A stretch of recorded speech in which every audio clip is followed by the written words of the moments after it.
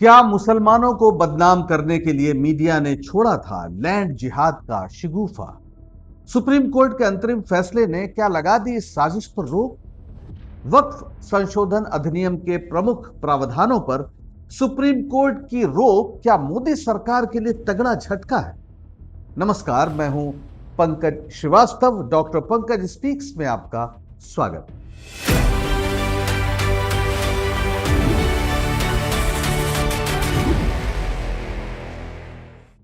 गोदी मीडिया देश में हर दिन किसी न किसी जिहाद का मसला उठाकर लोगों को डराता रहता है। मकसद सिर्फ एक है कि मुसलमानों के खिलाफ हिंदुओं के मन में नफरत फैलाई जाए और भारतीय जनता पार्टी के पक्ष में ध्रुवीकरण किया जाए। ऐसा ही एक मसला था लैंड जिहाद का, यह मसला है। कुछ महीने पहले यह चर्चा जोरों पर थी कि मुस्लिम समुदाय ने बड़े पैमाने पर जमीनों पर कब्जा कर रखा है। वक्फ बोर्ड दरअसल लैंड जिहाद का दूसरा नाम है। वे जहां हाथ धर देते हैं जमीन उनकी हो जाती है और इसके खिलाफ कोर्ट भी नहीं जाया जा सकता। यह सरासर झूठ था। लंबा प्रचार अभियान चलाया गया, लेकिन और आखिरकार सरकार ने कानून में संशोधन कर दिया। नया कानून बना वक्फ संशोधन अधिनियम 2025, जिसमें कहा गया था कि विवाद होने पर जिला कलेक्टर यानी डीएम साहब तय करेंगे कि जमीन वक्फ की है या नहीं। यानी डीएम साहब तो वही करेंगे जो सरकार की मंशा होगी। विवाद की स्थिति बने रहने पर वो सरकार की संपत्ति होगी। जाहिर है विरोध हुआ। 15 सितंबर को देश की एक बड़ी आबादी को अलगाव में डालने, उसे अपमानित करने की यह साजिश लेकिन नाकाम हो गई। सुप्रीम कोर्ट ने सोमवार यानी 15 सितंबर 2025 को विवादास्पद वक्फ संशोधन अधिनियम 2025 के कुछ प्रमुख प्रावधानों पर रोक लगा दी। मुख्य न्यायाधीश बीआर गवई और जस्टिस एजी मसीह की पीठ ने अंतरिम आदेश देते हुए कई महत्वपूर्ण प्रावधानों पर रोक लगाई है। वे क्या हैं, उन्हें सिलसिलेवार ढंग से हम आपको बताएंगे। पहला, सुप्रीम कोर्ट ने वक्फ संशोधन अधिनियम 2025 की धारा 3(1) आर के उस प्रावधान पर रोक लगा दी है जिसके अनुसार वक्फ बनाने के लिए किसी व्यक्ति को 5 वर्षों तक इस्लाम का अनुयायी होना जरूरी कर दिया गया था। यह प्रावधान तब तक स्थगित रहेगा जब तक राज्य सरकारें यह निर्धारित करने के लिए नियम नहीं बना लेती कि कोई व्यक्ति इस्लाम का अनुयायी है या नहीं है। दूसरा, सुप्रीम कोर्ट ने अपने फैसले में साफ किया है कि कलेक्टर या कार्यपालिका को संपत्ति का अधिकार तय करने की अनुमति नहीं है। कोर्ट ने कहा कि जब धारा 3(c) के तहत वक्फ संपत्ति पर अंतिम फैसला वक्फ ट्रिब्यूनल और हाईकोर्ट से नहीं हो जाता, तब तक ना तो वक्फ को संपत्ति से बेदखल किया जा सकता है यानी उसका बदलाव नहीं होगा। राजस्व रिकॉर्ड में भी किसी तरह की छेड़छाड़ नहीं की जाएगी। यानी अब सिर्फ डीएम साहब के या कलेक्टर साहब के कह देने भर से यह साबित नहीं होगा कि कोई संपत्ति वक्फ की है या नहीं। हालांकि गैर मुस्लिमों को वक्फ बोर्ड का सदस्य बनाने के प्रावधान पर रोक नहीं लगाई गई है, लेकिन अदालत ने कहा है कि वक्फ बोर्ड में 3 से ज्यादा गैर मुस्लिम सदस्य नहीं होने चाहिए, जबकि काउंसिल में 4 गैर मुस्लिम सदस्यों को रखने की मंजूरी दी गई। अदालत ने वक्फ संपत्तियों के पंजीकरण की अनिवार्यता पर रोक नहीं लगाई है और कहा है कि हमेशा से लागू रहा है, लेकिन इसकी समय सीमा को लेकर जो चिंताएं हैं उस पर विचार किया है और संभव है कि अंतिम आदेश में उसमें कुछ कहा जाए। अब सवाल यह है कि वक्फ है क्या? बहुत लोग जानते नहीं हैं और इसलिए भी यह दुष्प्रचार असर करता है। वक्फ दरअसल इस्लामी परंपरा का हिस्सा है, जिसमें कोई व्यक्ति अपनी संपत्ति को धार्मिक, सामाजिक या चैरिटेबल कार्यों के लिए दान कर देता है और यह दान अल्लाह के नाम पर, ईश्वर के नाम पर होता है, जिसे कभी वापस नहीं लिया जा सकता। भारत में जो वक्फ संपत्तियां हैं, मस्जिदें हैं, मदरसे हैं, कब्रिस्तान की जमीनें हैं और इनका प्रबंधन जो है वो वक्फ बोर्ड करता है। यानी कोई व्यक्ति, मान लीजिए उसके पास एक मकान है, तो वो मरने के पहले इसे वक्फ कर देगा, तो इसका मतलब ये हुआ कि उस मकान की जो आय होगी, किराए से हो या बेच कर हो, जैसा भी वो चाहेगा, उसके आधार पर किसी मदरसे को सहायता दी जाएगी, बच्चों की स्कूलिंग में या फीस में मदद की जाएगी, जो भी उस व्यक्ति की इच्छा होगी, लेकिन फिर उसे कभी वो वापस नहीं ले सकता, क्योंकि वक्फ ईश्वर के नाम पर होता है। इसका जो मूल अधिनियम था वो 1995 में बना था, कोई विरोध नहीं हुआ। 2013 में संशोधन हुआ, फिर भी विरोध नहीं हुआ। लेकिन 2025 में जब संशोधन अधिनियम आया तो बवाल मच गया। यह कानून 8 अगस्त 2024 को लोकसभा में पेश हुआ।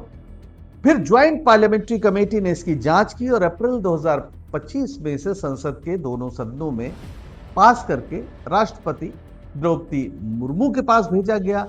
5 अप्रैल को उन्होंने मंजूरी दी।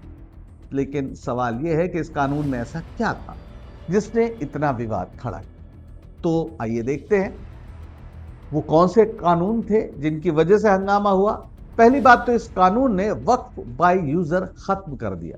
पहले अगर कोई संपत्ति लंबे अरसे से उपयोग में थी धार्मिक लिहाज से, तो बिना दस्तावेज भी उसे वक्फ माना जाता था। नया कानून ने इसे भविष्य के लिए खत्म कर दिया, यानी पुरानी संपत्तियां खतरे में आ गई।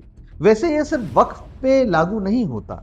गांव में भी अगर किसी रास्ते का 12 साल तक कोई इस्तेमाल कर रहा हो, तो 12 साल बाद कोई ये मालिक उसका बन के नहीं आ सकता जो ये कह दे कि नहीं नहीं ये हमारा है। तो वक्फ बाय यूजर यानी लंबे समय से जो प्रयोग हो रहा है उसको मान्यता मिलेगी। फिर 5 साल के इस्लाम का अभ्यास। वक्फ बनाने वाला व्यक्ति कम से कम 5 साल से इस्लाम का अभ्यास करता हो, यह शर्त जोड़ी गई। यानी कोई मान लीजिए मुस्लिम होता है, तो मुस्लिम होते ही उस पर सारे वो नियम कानून लागू होते हैं जो कानूनन एक इस्लाम के मानने वाले पर लागू होते हैं। तो वो वक्फ क्यों नहीं कर सकता, इसका कोई जवाब नहीं मिला। फिर कलेक्टर का बढ़ता दखल। सरकारी जमीन पर वक्फ के दावों का फैसला कलेक्टर करेगा, ना कि वक्फ बोर्ड। कौन मानेगा? जो चीफ मिनिस्टर कहेगा, जो सत्ताधारी दल का विधायक कहेगा, मंत्री कहेंगे, डीएम साहब तो वही करेंगे। इसका मतलब वक्फ बोर्ड एक डिस्ट्रिक्ट मैजिस्ट्रेट की इच्छा के अधीन हो गए। जाहिर है इस पर रोक लगनी थी और इस पर रोक लगी। फिर गैर मुस्लिम सदस्यों का मसला है। केंद्रीय वक्फ परिषद और राज्य बोर्डों में गैर मुस्लिमों को शामिल करने पर विवाद हुआ।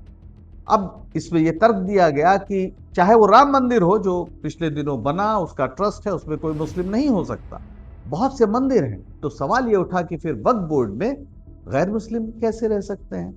बहरहाल इसको प्रशासनिक स्थिति देखते हुए सुप्रीम कोर्ट ने पूरी तरह खारिज नहीं किया, लेकिन गैर मुस्लिमों की तादाद को सीमित कर दिया। पंजीकरण की अनिवार्यता। कहा गया कि 6 महीने में डिजिटलाइज करिए, पंजीकृत करिए। अब ये इतना आसान नहीं है कि इतनी जल्दी इसको किया जा सके। जाहिर है इसमें समय लगेगा और इस पर सुप्रीम कोर्ट विचार भी कर रहा है। अन्य मुद्दे भी हैं, जैसे ट्राइबल क्षेत्र में वक्फ पर रोक लगा दी गई, एएसआई स्मारकों पर वक्फ को अमान्य कर दिया गया और बोर्ड में महिलाओं की भागीदारी का भी सवाल है, हालांकि पहले भी भागीदारी। सरकार ने दावा किया कि यह संशोधन पारदर्शिता और जवाबदेही के लिए जरूरी है। उसका कहना था कि वक्फ बोर्ड में भ्रष्टाचार और कुप्रबंधन को रोकने के लिए जरूरी है। अब यह अलग बात है कि तमाम सरकारी विभाग भी बहुत ज्यादा भ्रष्टाचार के अड्डे बने हुए हैं, वहां भी ऐसी गड़बड़ी है। तो गड़बड़ी तो हो सकती है, लेकिन उसका क्या यही इलाज था? बहुत से सरकारी दफ्तर है जिनका डिजिटल पूरी तरह से वो डिजिटलाइज नहीं हुए हैं। सरकारी संपत्ति हर जगह उसका डिजिटल पंजीकरण हो गया हो ये जरूरी नहीं है। फिर 6 महीने का सिर्फ समय देना वक्फ पर, इसके पीछे क्या था? तमाम ऐसे दावे थे जिसको लेकर सवाल उठे। इस कानून का संशोधन का तीखा विरोध हुआ।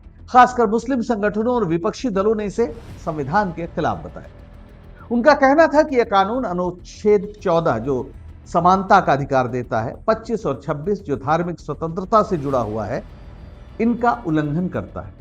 कलेक्टर को अधिकार देना वक्फ बोर्ड की स्वायत्तता छीनने जैसा है। गैर मुस्लिम सदस्यों को शामिल करना धार्मिक मामलों में दखलंदाजी। वक्फ बाय यूजर खत्म करना और पंजीकरण की शर्त पुरानी संपत्तियों को खतरे में डालती। याचिकाकर्ताओं ने इसे क्रिपिंग इक्विजिशन यानी धीरे धीरे संपत्ति हड़पने की साजिश बताया। All India Muslim personal law board जमाते जमीयत उलेमाए हिंद और कई एनजीओ ने सुप्रीम कोर्ट में याचिका दायर की। विपक्षी नेताओं ने इसे मुस्लिम समुदाय के खिलाफ भेदभाव वाला कदम बताया। लेकिन क्या यह विवाद सिर्फ कानून तक सीमित था या इसे जानबूझकर तूल दिया गया? कई लोगों ने आरोप लगाया कि इस कानून को लेकर प्रचार किया गया कि वक्फ बोर्ड बेतहाशा संपत्तियां हड़प रहा है। सोशल मीडिया पर दावे किए गए कि वक्फ बोर्डों ने मंदिरों, सरकारी जमीनों, यहां तक कि पूरे गांव को वक्फ संपत्ति घोषित कर दिया। कुछ न्यूज चैनलों ने इसे लैंड जिहाद तक का नाम दिया। लेकिन क्या यह सच था? वक्फ बोर्ड के आंकड़ों के मुताबिक भारत में करीब 8.7 लाख वक्फ संपत्तियां हैं, जिनमें ज्यादातर मस्जिदें हैं, कब्रिस्तान है और मदरसे। इनमें से कई सैकड़ों साल पुरानी संपत्तियां हैं जिनके दस्तावेज अब मिलना मुमकिन नहीं है। याचिकाकर्ताओं का कहना था कि इन दावों को बढ़ा चढ़ाकर पेश किया गया ताकि मुस्लिम समुदाय को बदनाम किया जाए और कानून को जायज ठहराया जाए। भारत में 800 साल पहले भी वक्फ हो रहा था, इसके दस्तावेजी प्रमाण है। तो अगर लंबे समय से वक्फ हो रही संपत्तियों की तादाद बहुत ज्यादा है तो इस समय को भी ध्यान रखना चाहिए। याचिकाकर्ताओं ने सुप्रीम कोर्ट के फैसले को बहरहाल बड़ी जीत बताया है। All India Muslim personal law board ने कहा है कि कोर्ट का फैसला धार्मिक स्वतंत्रता की रक्षा करता है। जमीयत उलेमाए हिंद ने इसे मुस्लिम समुदाय के लिए राहत की बात कही है। इसके अलावा कांग्रेस के बड़े नेता इमरान प्रताप गढ़ी, जो राज्यसभा सांसद हैं, उन्होंने भी इसे बड़ी राहत बताया है क्योंकि वे भी याचिकाकर्ताओं में शामिल हैं। सुप्रीम कोर्ट के इस फैसले को लेकर इमरान प्रताप गढ़ी ने कहा कि बहुत अच्छा फैसला है। सरकार की साजिश और मंशा पर सुप्रीम कोर्ट ने बड़े पैमाने पर रोक लगा दी है। धार्मिक और सामाजिक कार्यों के लिए पूरे देश में जमीनें दान करने वाले लोग, जिन्हें यह डर था कि सरकार उनकी जमीन लूटने की कोशिश करेगी, फौरी तौर पर उन्हें बड़ी राहत मिली है। उन्होंने कहा है कि एक बहुत बड़ी लड़ाई है, इससे इस देश में वक्फ की जमीनें बचाने की, हम इसे लड़ते रहे। सर्वोच्च न्यायालय इस कानून को चुनौती देने वाली याचिकाओं पर सुनवाई अभी कर रहा था, जिसके बीच ये अब अंतरिम फैसला आया। इस मामले में जो सीजीआई के पीठ ने सुनवाई की वो 22 मई को अपना आदेश सुरक्षित कर लिया था। केंद्र सरकार ने इस कानून को चुनौती देने वाली याचिकाओं का जवाब देते हुए कहा था कि वक्फ मौलिक अधिकार नहीं है, न ही इस्लाम का अनिवार्य हिस्सा है। लेकिन कोर्ट के फैसले ने साफ कर दिया कि सरकार की मंशा ठीक नहीं थी और तमाम न्यूज चैनल लैंड जिहाद के नाम पर दरअसल समाज में जहर फैला रहे थे। अब आप तय करिए कि सरकार और ऐसे न्यूज चैनलों की मंशा क्या है और देश के लिए ये कितना घातक है। आज के लिए बस इतना ही। डॉक्टर पंकज स्पीक्स के वीडियो आपको पसंद आ रहे हो तो लाइक करें, शेयर करें और चैनल को सब्सक्राइब करें। आपका सब्सक्रिप्शन हमारा हौसला बढ़ाता है। नमस्कार।